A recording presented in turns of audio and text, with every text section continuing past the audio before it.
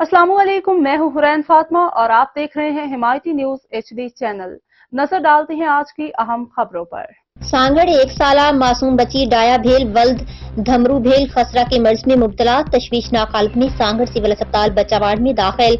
Doctor का नवाब शाह मुंतकिल करने का मशवरा। मैं गरीब आदमी हूँ, खर्चा बर्दाश्त नहीं कर सकता, मेरी मदद की जाए, वालिद धमरू भेल की अपील।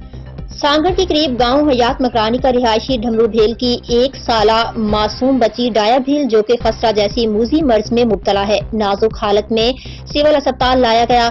ड्यूटी पर मौजूद डॉक्टरों ने तिब्बी इमदाद फराहम की और बच्ची को फौरी तौर पर नवाब शाह मुंतकिल करने का मशवरा दिया। इस पर वालिद धमरू भेल ने बताया कि मेरी बेटी बहुत बीमार है, मैं प्राइवेट और दीगर अखराजात बर्दाश्त नहीं कर सकता, हम अपने घर का गुजारा भी लोगों से मांग कर करते हैं। उन्होंने मुतालबा किया है कि खुदारा मेरी मदद की जाए ताकि मेरी बेटी की जिंदगी बच सके। दूसरी जानिब 1122 एम्बुलेंस के जरिए बच्ची को नवाब शाह रेफर कर दिया गया है।